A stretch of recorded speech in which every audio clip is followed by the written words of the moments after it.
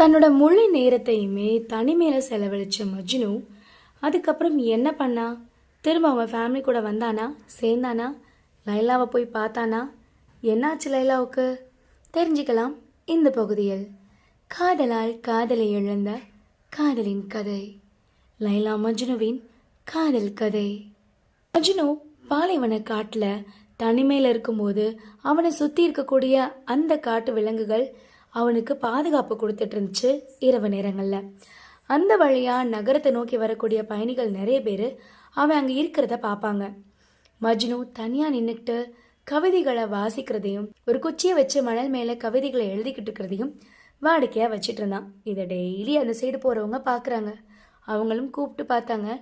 ஆனால் மஜ்னு வர்றதுக்கு ஒத்துக்கலை. காதல்னால மனசுடைஞ்சு போய் பித்து பிடிச்சவனா அவன் இருக்கான் அப்படின்னு நகரத்துக்கு வர்றவங்க சொல்லுவாங்க. பல வருஷங்களுக்கு அப்புறம் மஜ்னுவோட அப்பாவும் அம்மாவும் மரணத்தை தழுவுறாங்க. மஜ்னுக்கு அவங்களுடைய அப்பா அம்மா மேலே பெரும் அன்பு இருந்துச்சு. அது லைலாக்கு தெரியும். அதனால அவங்க இறந்து போன அந்த செய்தியை எப்படியாவது மஜ்னுக்கு தெரிவிக்கணும் அப்படின்னு தீர்மானிச்சா. மஜ்னுவை பாலைவனத்தில் பார்த்ததா சொன்ன ஒரு பெரியவரை கூப்பிட்டு லைலா அவர்கிட்ட ரொம்ப கெஞ்சி கேட்டுக்கிட்டா. எப்படியாவது மஜ்னு கிட்ட அவங்க பெற்றோர் இறந்து போன அந்த செய்தியை சொல்லிடுங்க அப்படின்னு கெஞ்சுறா. அதுக்கப்புறமா அந்த பெரியவரும் நான் அடுத்த தடவை பயணம் செய்யும்போது கண்டிப்பாக மஜ்னு கிட்ட இதை பற்றி சொல்லிடுறேன் அப்படின்னு உறுதியளிக்கிறாரு.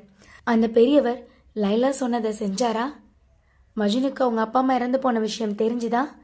தெரிஞ்சுக்கலாம் அடுத்த பாகத்தில். இந்த மாதிரி கதைகளை இன்ட்ரெஸ்டிங்காக கேட்கணுன்னா மறக்காமல் நம்ம சேனலை சப்ஸ்கிரைப் பண்ணிக்கோங்க. இன்ஸ்டாகிராம்லேயும் ஃபாலோ பண்ணிக்கோங்க.